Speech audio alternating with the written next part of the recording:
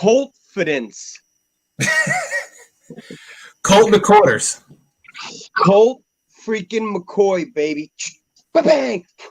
He's all over the place tomorrow.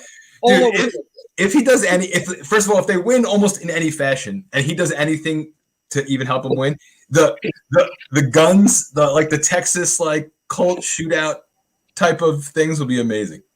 Colt McCoy will go down in history as one of the greatest quarterbacks if he continues to keep the Giants at first place.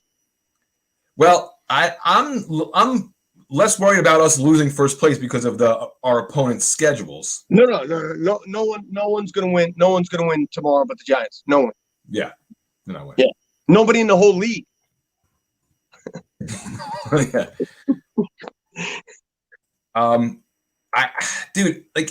He's not.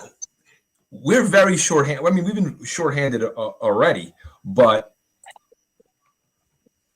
this is going to take our stars to come to the forefront, and the stars are on defense, really.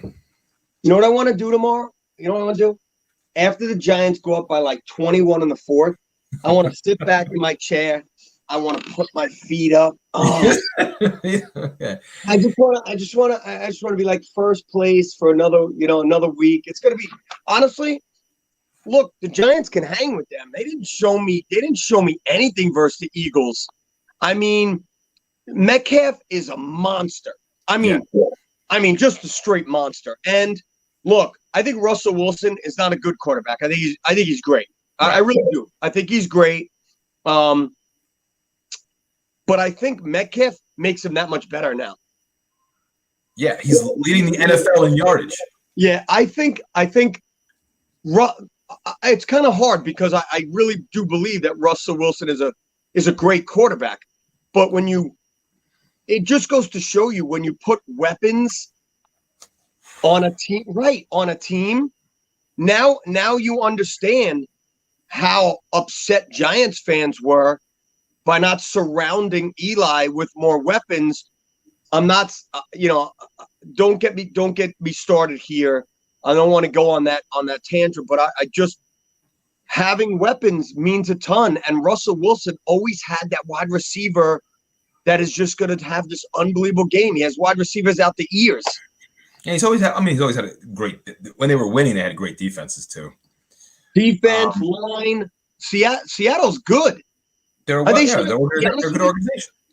Well, Russell Wilson should have won multiple Super Bowls. Well, yeah, of course. It was one of the dumbest plays ever. Just hand the ball off. Yeah, it's good. It could get ugly, dude. I just want your feet up. I know what you do every week, every Saturday. You're going to put your feet up, Giant fans. Yeah, I know. I actually said feet up on only 2 games this year. Feet up. I had it up with the Eagles game last week and last week where what, you couldn't put your feet up the last 10 seconds? What's the problem? The last 30 seconds after the sack, yeah, that was great. Right, so did you not put your feet up? All right then. No, my feet were in my heart at that. My foot was in my mouth. Yeah, it took me a half hour to get it out of my ass before I could relax for the 4:00 games. But one other thing we have going for us, though, yeah, that's the one I want. Yeah, that's money.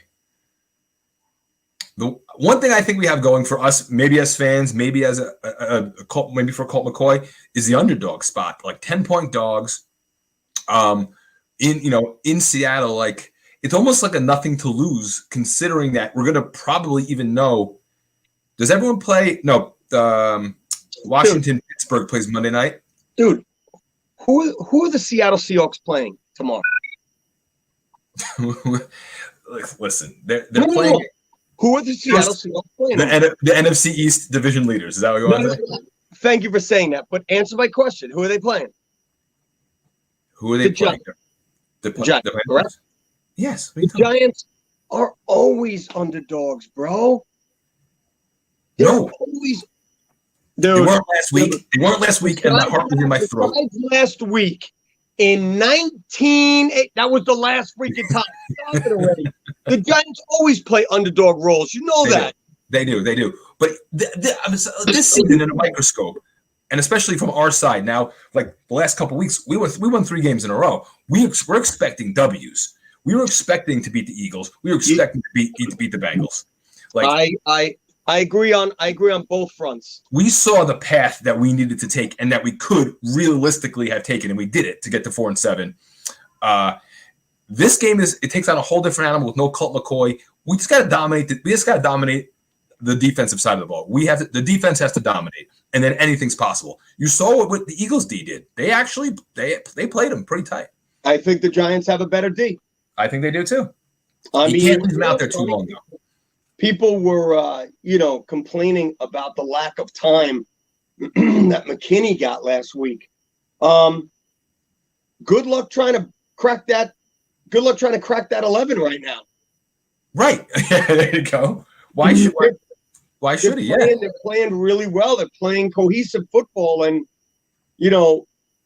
you complain, but at the end of the day, you should be like, okay, now I know why he's not in there right now. So I don't know. I think it's great. I really do. I think the Giants defense is swarming around the ball. I think they're going to feed Wayne Gallman. And let me tell you something. If the line can continue to get that upfront push, which I believe they will versus Seattle, I think this is going to be a low scoring, obviously. Yeah, obviously. Depending what happens on the other side of the ball, a low scoring Giants victory. I'm looking at, no one in the 20s, baby. I'm looking at a 17-13 game. Right, and it's going to happen. We need turnovers. We need to win the turnover battle. You better. A zillion %. Like maybe like 2-0, something like that. You know what, Mike? You win the turnover battle in most games. You win. Well, you do when you have a not a 35-year-old career backup quarterback who can. It's like we need, when you have a regular type of offense that's maybe 15th in the league, and you win the turnover battle. Yes, we need to win the turnover battle just so we can get field position. So field position and turnover battle, you win the game? Yeah, no fooling. Yeah, that's it. It's all right. I'm down. That's it. I mean, we're not going to go shoot out with Russell Wilson and DK Metcalf. That's not going to happen. So we got anybody on here for questions, man? I want to answer some questions, baby. Yeah, we got people. Come on. We got loads of people. Don't even try it. I saw 27 people already. Keep it coming. What's your dude? I actually don't think I was thinking about how to word this to you. I don't think this is the most important game of the season so far. I don't. Well, which is weird. Which is really weird considering it's no. Do you want my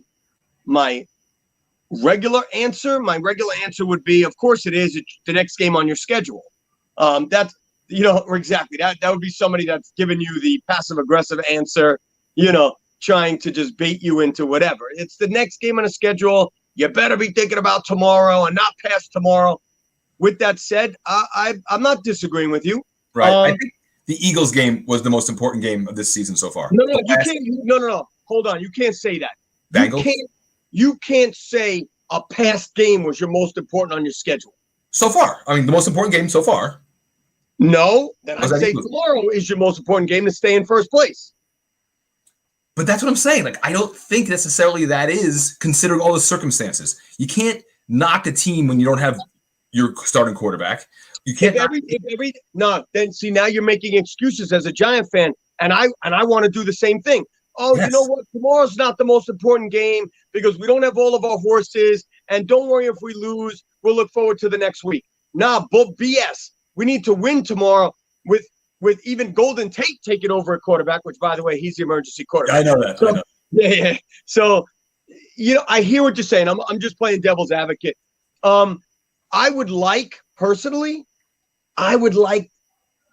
this whole, the last couple of weeks to go all the way down to the Dallas game and that being the most important game and the Giants just absolutely drubbing them. Dude, I mean, listen, if we're going to win this, that's going to be it. I mean, unless we get super lucky and everyone else completely loses and we win the Baltimore game, which we're winning, and the Browns game, which we're winning, like, you know, everyone knows with the 5 games, the Browns and the Dallas game are the game we think we're going to win, and then Baltimore, the Arizona, and Cardinals are going to be really tough games. Look, Mike, I'm going to say this to you, to the people that are on here, to whatever video you're going to make of this.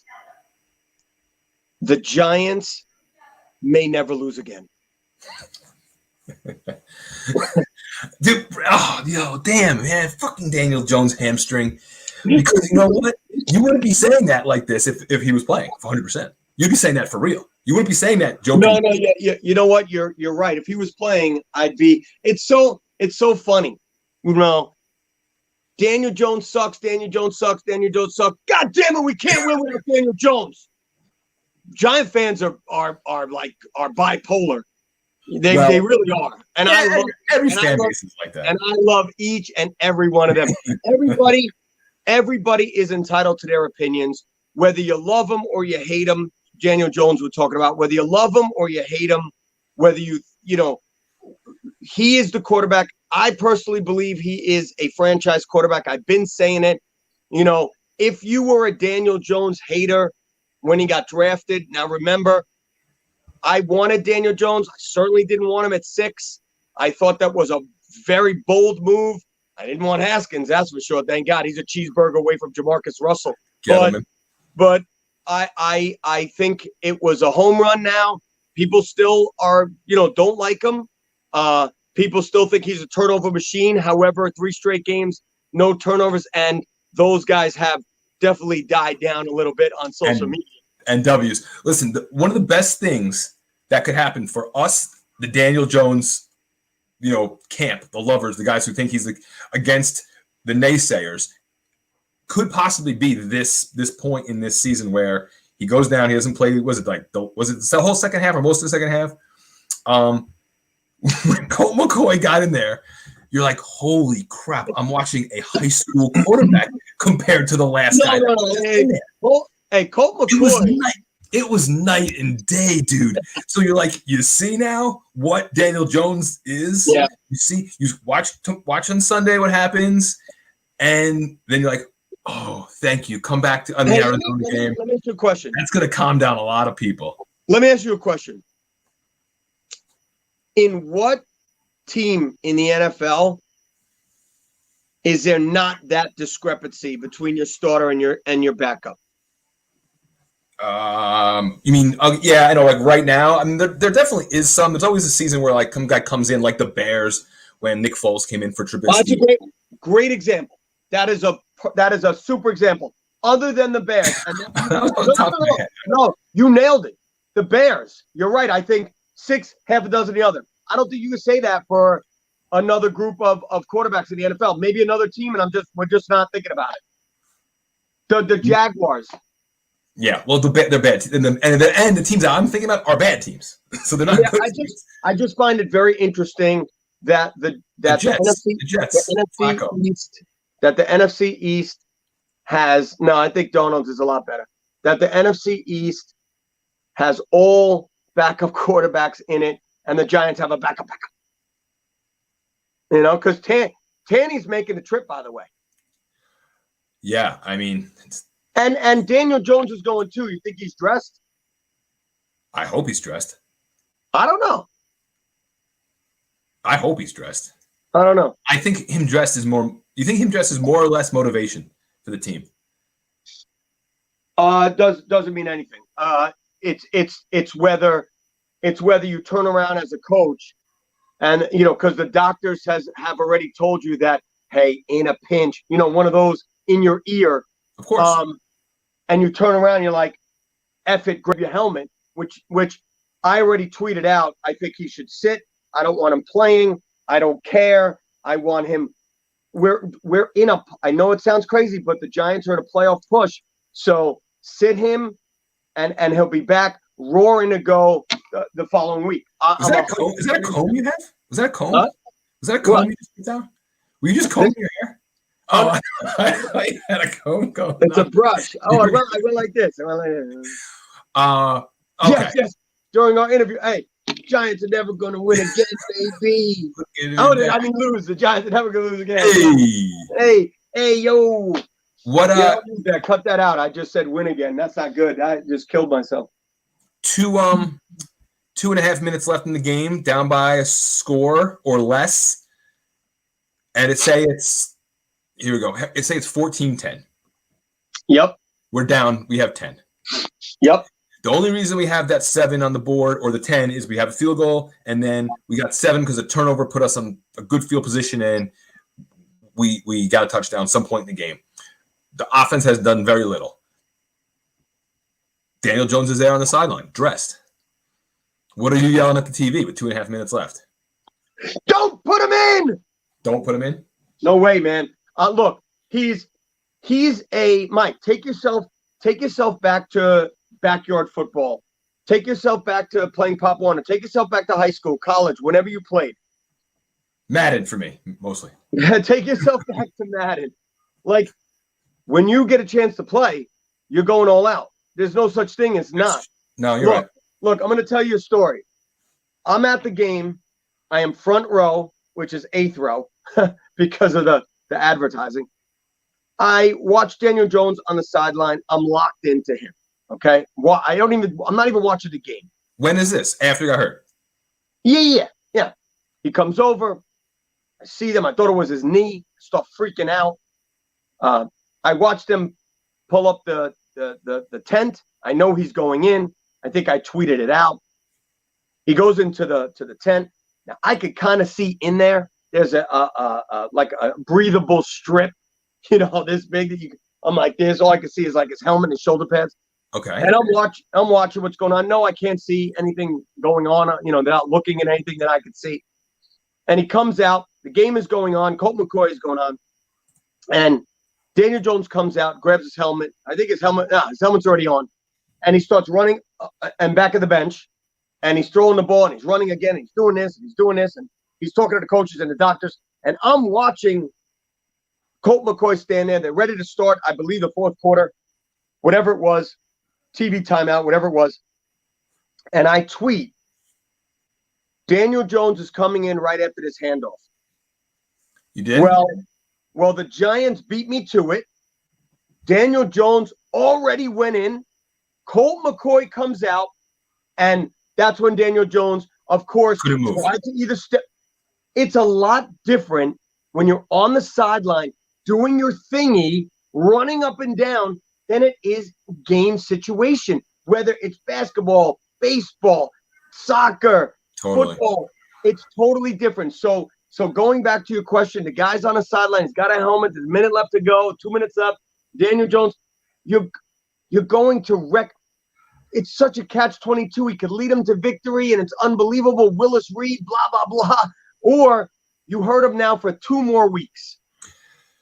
Well, I think as I think about this, that was a great. I like how you put that. As I think about this, I will give all of that to Joe Judge. Just decide, and I almost would be like, It's not going to be Joe Judge. It's going to be Ronnie Barnes and the staff.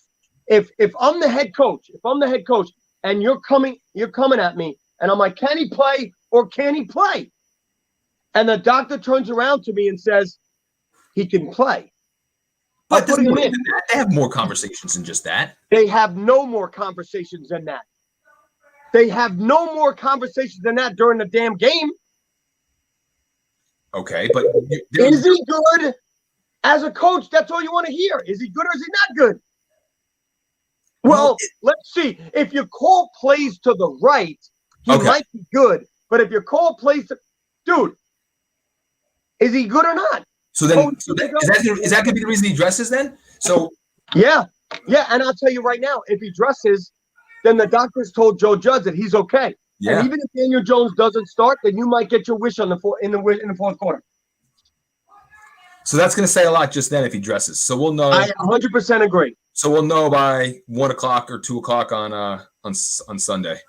Yep. Look. I'm looking at. Is that a question right there, or is that you that put that up there?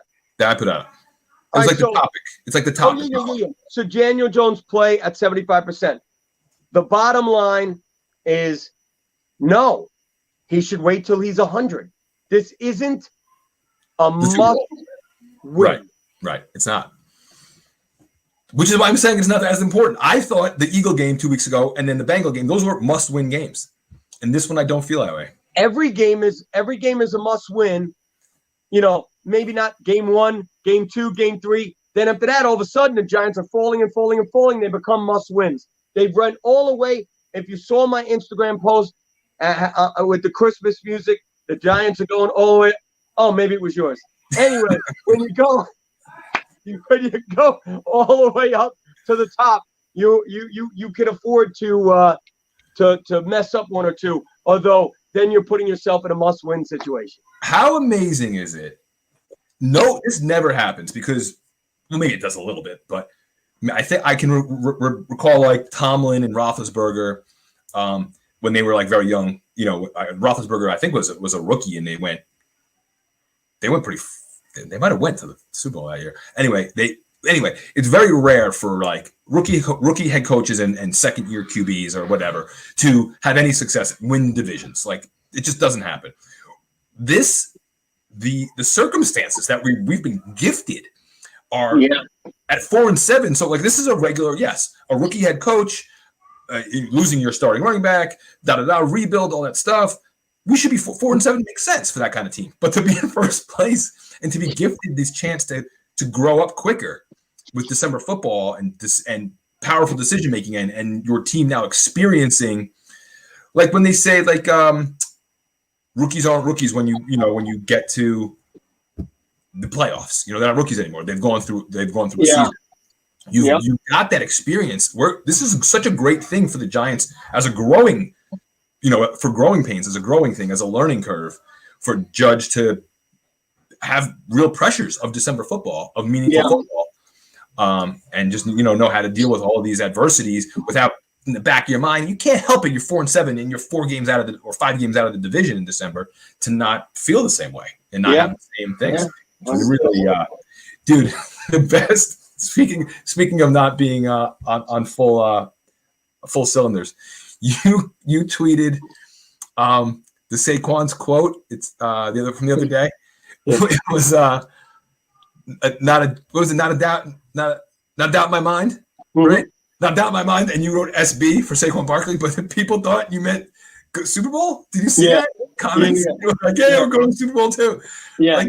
Like this is like people are following you, and they're not following like the Giants. They're not following like people who are posting Saquon interview. It's so funny that you said that because I'm always gonna like leave kind of like a shadow of a doubt in my tweets. Like, what the hell is he talking about again? And what's wrong with that? What's wrong with the Giants? Without a doubt, they're going to Super Bowl. What's wrong with that? No, nothing wrong with it. But we know that was as people say. But I love the fact that your brand has come to a point where the comments are like Super Bowl, baby. They just think you're talking about Super Bowl. They don't get that. A half hour ago, Saquon said, it was so funny. I thought that was good. Look. I want to thank you for pushing this. Oh. How many are you, by the way? Do you know how ridiculous these are going for on the street? Yeah, I do. I got 3 kids, bro. They're between $15,000 and $2,000. And you know what? If you can get one for 15, you can raffle it and collect $3,000. Well, and that's exactly what the charity did. They got it for 2, and I allowed them. They asked me, "Do you think we'd be able to make $1,000 for charity?" Yeah. And I said, "I believe on my platform. I believe you will. I don't want any money for you using my platform. I don't need anything from you. However, I don't want to sell 500 tickets. Like I only want to sell like 100 tickets, 125 tickets, which is a lot of tickets right there. But what's 125 times 25? What is that? Well, it's 2,500, another 750, so 3,250. All right, so there you go. So if they spend 2,000, right? That's pretty good, by the way. So if the 31.25. there you go. If the charity could come away with $1,000, $1,200, I think that's pretty darn good. And it's funny because there are people on there that were like, oh, ha, ha, ha, nice guy. Only a few haters. They're like, oh, you're making so much money on there. Yeah, I am. That's awesome. Right. Yeah. That's awesome. I'm making $1. However, let's see it again, by the way. This is the PS5. Let's see it. Right. Let's see it. Right. I mean, look, it's incredible. But to be honest with you, stop looking at this as oh my God, you're making $3,000. Only $1,000 to charity. How about looking at it as I just spent $25 for a chance to win a $500 machine? Exactly. I mean, that's what it boils down to. 100%. And you know what? How good would you feel going to the store, putting $25 down, and then telling you, sorry, we're sold out, you lost your 25, or here's $25 to charity, regardless of the fact my money went to something. Right. So that's the way I looked at it. It's fantastic. Fantastic. How far along are you? I'm gonna close out tomorrow. I'm not gonna open it Monday, because I want to give people a fighting chance. I don't think. Do you know how raffles work? Right. You and me are together. The real thing, and I've learned this from people online. They taught me something this week. Slots. You should take this machine, the PS5, and you should only do 50 slots. Right. At $50 a head. Right. That's it. That's what we were talking about the other day. Right. And it gives people, I know, but it gives people fighting chance. I wanted to just open it. Unlimited. I didn't want to charge $50. I want to charge $25. I always go back to someone's pocket. I have a lot of young people following me. $25. It's a lot of money. Is it 25? It's 25. You could get 3 for 60. And how many have you sold? I don't know the number. I know the amount. We're almost at 3,000. Okay. So you're gonna stop it. But some of those are the reason why I don't know. Some of those are 3 for 60. Yes, exactly. I got you. So my point is, I'm gonna stop it because I want to give people a fighting chance. Now, let me ask you a question. Yeah. The drawing for this is going to be under a microscope. Yes, it is. Okay, rightfully so. Because if I'm in it, if I'm in it, and I bought 2 tickets, okay, if I'm in it, because if I win, I'm giving it straight back to the charity, the machine, and let them run it again. I don't care. Actually, I think I have another one that they might give me next week to run it again. You might have to put yourself under a pen name for that. I don't know if you pulling out your own name is a good idea. Could you imagine the shitstorm that I would be in if I pulled my name? Anyway, you change it to Jumbo Elliott for that. Trust me, I'd be off of social media in a heartbeat. So I'm gonna get a giant or something. It's been very difficult because of COVID. They're not allowed around anybody. I want to get a giant. I want to put it all into a hat. I don't even want it open like this. I need a box covered so it doesn't even look like who's in there. Right. I want to show people all the tickets, kind of like pick up bunches. You know what I mean? Because listen, man, if people are gonna come at you for shit like that, like what can you do? I'm trying to limit it. I'm trying to be like, oh, what do you have in the hat? 2 tickets, yours and your friends? Like, I'm trying to limit it. I really am. And then I'm going to get some giant past the president. I'm going to drive to them, mask and all. And I'm going to just say, let me go live. Here's the bucket. Swing it around, mush it all over the place. Stick your hand in there and pull me out a ticket. And I'm just going to do it live. You go to Eli's house? Could you imagine? And then Eli picks Joe Ruback. Then the winner, John Mara. Yeah, the winner, John Mara. Yeah. So I'm going to hold the ticket up. I'm going to show everybody the ticket name and I'll hide the phone number, and I'll tell the person, you can either come and if you're local, you can meet me right now. I'll meet anybody right now, Jersey and New York, and I will give them the machine. And then do that live as well. I'll do that live. And then if it's not local, then whoever wins this, I've seen some phone numbers in California. I've seen phone numbers in Texas and Florida. You're gonna have to ship it. I'm not shipping nothing. They're shipping it. I'm gonna go to some real. I'm not gonna go to post office. I'm gonna go to like a shipping place, and I'm gonna say, I'm gonna have to do that live. No, I'll do that too for the winner. I'll say, how much is this to get it to so and so? You box it. It's all on you, wherever, UPS or whatever, and I'll have them do it. Yeah, I'm not paying for no shipping. You're out of your mind. It's funny. Did I tell you about shipping for Friday stuff? Yeah. I definitely am not a very smart businessman because I took $25, $30 blankets, which cost me half to make, $15. I charged $25. Shipping is free. And I sent it to Texas, which cost me $20. I lost money. For the people. But the people, my ass, I lost money out of it. Know what I want to do? First of all, for some reason, Tuck has been ducking me. Tuck has been ducking me. I know he's a busy guy. I want to do that Tuck challenge. Remember when I sent you the candy? No, I want to do remember I sent you that 20-second. I haven't put it up ever yet because I'm saving it. It's just me doing the Tuck Super Bowl speech, pregame speech, but it's just like I'm saying it. I'm like, yeah. Don't steal it. Don't steal that. That's mine. I do that, and it's on my wall. Stop that right now. No. I know it's on. I'm saying I do it with his. I know. Okay. I know. I want to do that. I want to ask the audience to send theirs in. So I want people to take the audio of Tuck, and then I want them to be just like I did, just like you did, and then we pick the winner based off all the submissions, and they get a Tuck, an 8x10 or something. Yes, I'm 100% going to do that speech and put it up there for us. Yes, but I want that to be. I want Tuck to be a part of it. I want him to. I know.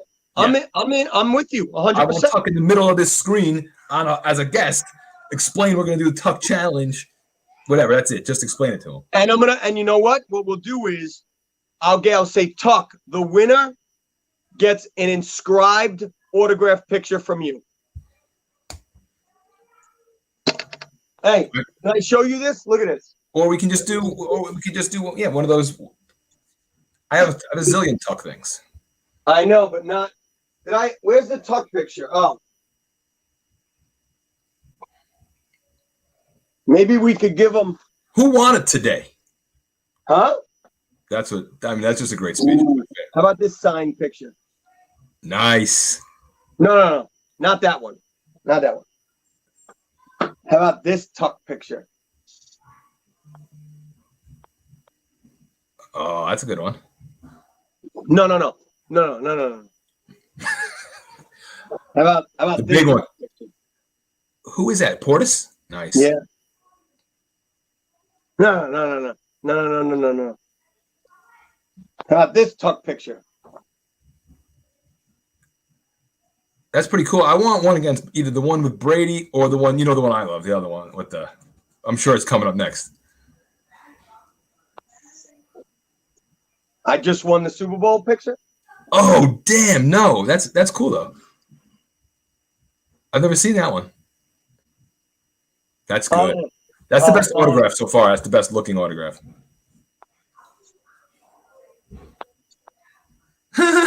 Yeah, I don't know about that. Wait. Read what he wrote. What does it say? This isn't a good. Yeah. No, that's a toughie. Like, this isn't a good picture of me. That's for the diehard. That's for the diehards right there. So yeah, we could get Tuck to be in the middle, and we'll be like, hey, Susan Roper won, and then I'll just be like, I need a picture to Susan go Giants, Super Bowl champ Justin Tuck, because she did it the best. And I want to show him your version and to show him my version, and then we can on social media we can post everyone's versions that they submit. I think that'd be really funny. Do you know why? Do you know why I've never did a challenge? The only one that I did was Halloween costume. Do you know why I don't do them? No, I don't. The backlash. Mine was better. Mine was better. I should have guessed. Hers sucks. You just did it because she has titties or whatever the kid. You know, I don't hate that. I hate it. Dude, that is good. Backlash is good. You're doing something right, bro. You do it every day. Your whole thing from however old you were till now has been the same. You know what I mean? Passion on social media, doing all this stuff, bringing your energy, doing that thing the other day at your house was bananas. I thought you were going to pass out. It was bananas. I thought you were going to pass out. That's the stuff that gets you where you gets you what you are, and that's. I don't even think I made a dent in my room. I had like we're down to 0.02% cleaned out of Joe's house. The what's the guy who said like if you have haters, you're doing it right? You know what I mean? Yeah. That's true. Don't sweat that stuff, man. That's the internet for you. All right. Let's bring it back. Close it out with the last thoughts on. Is today Saturday? Today is Saturday, and the Giants will be in first place when you wake up, and they'll be in first place when you go to bed. Colt McCoy, who'd have thunk it? I mean, just don't turn it over, man. Hey, did I show you my Colt McCoy jersey? Shepard's gonna get a lot of work tomorrow. No. Yeah, I don't have one. Oh yeah. But yeah. I'll tell you right now, he wins this game. You're getting something. I'm getting Colt McCoy, my only start. My only start in blue. Super Bowl champs. Know what you got to do? Or some kind of something of Geno Smith's only start and Colt McCoy's only start, like side by side, and have like. Oh, I can't believe you just said that. That came up in my That was this week. It came up in my Facebook memories. Oh, was it? I'm sitting behind the Giants bench. Eli is directly in front of me. The Giants got the kickoff. Geno Smith runs out. I'm on my camera. Eli. Wait, what up, dog? Oh, look who it is. Wait, why did you say PS5 you paid for shipping? Oh, yeah, we got to get rid of that. Look at you guys want it? You guys want it? Kind of. Yeah, just ask your dad. He'll get it for you.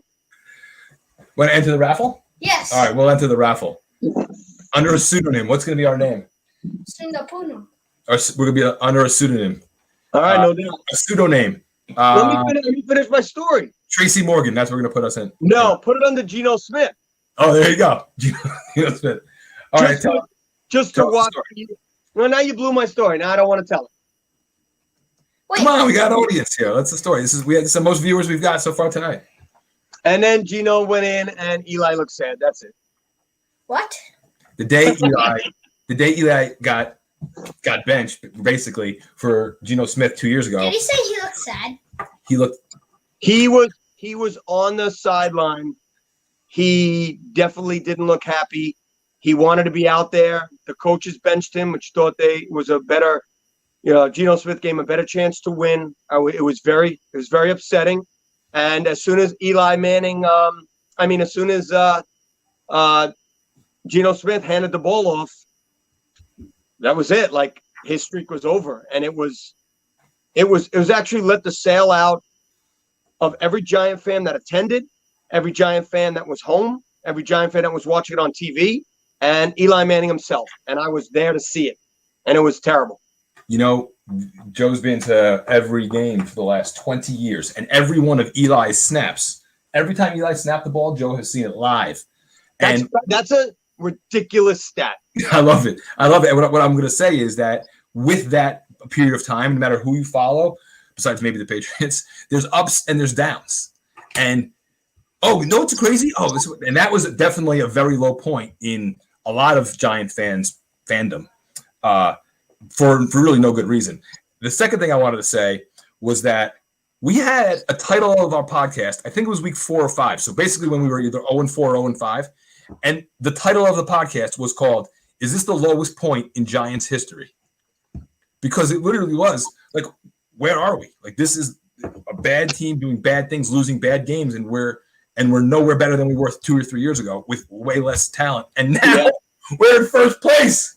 Fast forward 7 weeks, and we're in first place. Not the turnaround. Like I said, we're gifted to have a bad division, but we're very lucky. I think Joe Judge is going to take this crazy season, which is a 4-7 division lead on December 7th. Very. It's a gift. It's a gift. Wait, Hey, we gotta get a guest soon. A guest. I'm working on Braddy. Okay. I have you working on Bradshaw coming up, and I have Dan Orlovsky. You do? That's a big one. He's a coach in our flag football. We played him, so we crushed his team. So after the game, I was like, and by the way, come on my podcast. we crushed those guys too. Yeah. We crushed. I wasn't All there. right, I'm out of here. I'll see you guys later. I had All to right. get quarantined. Later. What'd you say? I had to get quarantined. He was in quarantine. He couldn't play in that game that we beat. Oh man. Well, they need you next game, bro. We lost the. Show me the glove. Let me see the glove. Jack just maybe put this on. You know what's happening now. You know what's happening now. Yep. They're going at it. I'll see you, bro. All right, later. Bye-bye.